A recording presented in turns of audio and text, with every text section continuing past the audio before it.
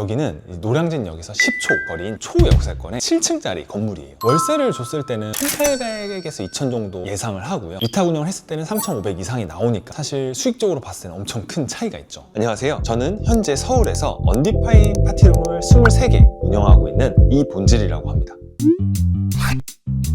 여기가 본질님이 직접 위탁 운영하시는 곳이라고 들었어요. 여기는 노량진역에서 10초 거리인 초역세권의 7층짜리 건물이에요. 1층에서 7층까지 사업체들을 넣고 운영 관리를 하고 있습니다. 어떤 사업체들을 운영하고 계신지 궁금해요. 1, 2층은 식당이 들어가 있고요. 그 다음에 이제 3, 4, 5, 6층은 스터디 카페를 운영을 하고 있고요. 7, 8층은 언디파인 파티룸으로 운영을 하고 있습니다. 어떻게 건물주분이랑 알게 되신지도 궁금해요. 24년 말쯤에 건물주분께서 저희 파티룸으로 직접 찾아오셨었어요. 그리고 미팅을 하게 됐는데 이 건물주분께서 노량진역에 좋은 건물을 샀는데 처음에 병의원을 넣으려고 하셨었대요.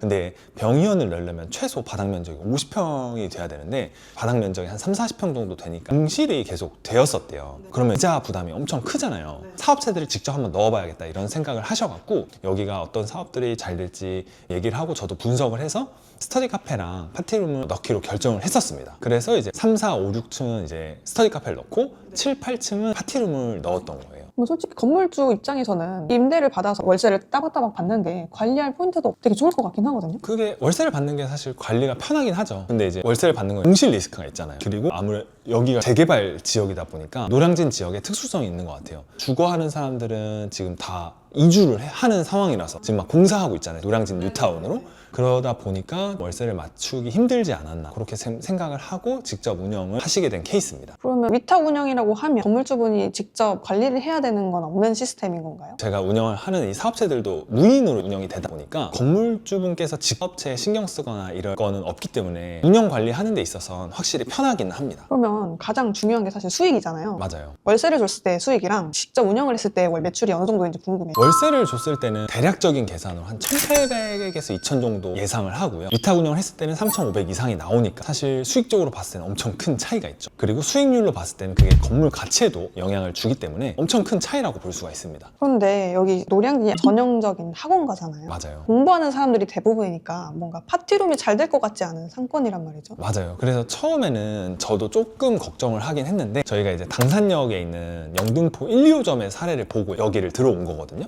그래서 그 자체에 수요가 많이 없더라도 주변에서 좀 끌어오면 되겠다 이런 생각으로 이제 마케팅을 했고 그러다 보니까 파티룸이 생각보다 되게 잘 되고 있어요. 그리고 노량진에서 학생들은 공부를 하지만 또 이제 선생님도 많잖아요. 선생님들은 직장인이란 말이에요.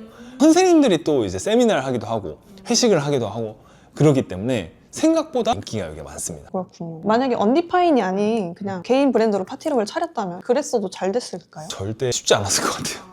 왜냐면은 이게 사실 마케팅이랑 브랜딩이 정말 중요한데 개인 브랜드로 차리면 그거를 잘하기가 쉽지 않거든요. 특히 사업을 진짜 잘하는 분들이 아니시면 쉽지 않았을 것 같습니다. 근데 파티룸은 민원의 소지가 있는 그런 사업인데 밑에가 바로 스터디 카페란 말이죠. 운영이 가능한 구조인가요? 처음에는 조금 민원이 있었어요. 파티룸에서 막 노래를 부르거나 사람들이 많이 왔다 갔다 하면 이제 발망치 소리가 들리잖아요.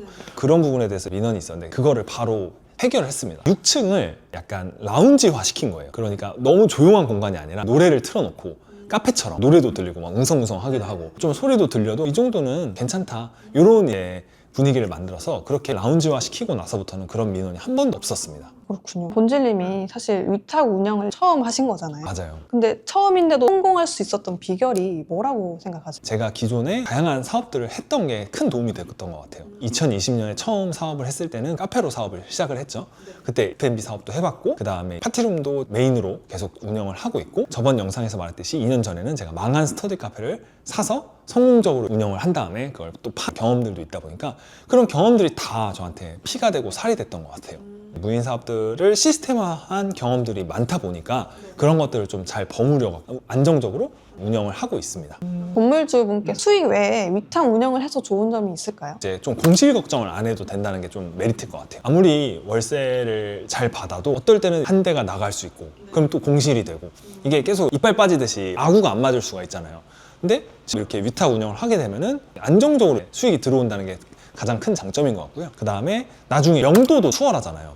예를 들어서 건물을 매각할 때 명도가 안 되면 그것 때문에 막 협상하고 막 이러느라 막 몇 개월이 지나가고 거래가 안 되고 이럴 수도 있는데 내가 직접 운영을 하고 있으면 만약에 이걸 빼야 될 상황에서 그냥 바로 빼버릴 수 있으니까 그런 것들도 엄청 큰 장점이죠. 그리고 여기 건물주분은 본인의 강의실이나 아니면 본인 회의실로도 잘 활용을 하고 계세요. 이 파티룸을 운영하기에 되게 잘 맞는 분위기라고 저는 생각을 합니다. 본질님이 위탁 운영을 하시면서 또 배우게 되시는 점도 있으실까요? 엄청 많죠. 제가 바로 이렇게 100억이 넘는 건물을 사기는 어렵잖아요. 근데 위탁 운영을 하면서 청소 같은 것도 그렇고 누수 문제, 전기 문제, 소방 뭐 갖가지 문제들이 발생할 때마다 제가 해결을 하거나 아니면 해결 방법을 전문가에게 맡기거나 하거든요. 그런 부분에 대해서 이제 건물주의 예비 과정을 밟는 것 같아요.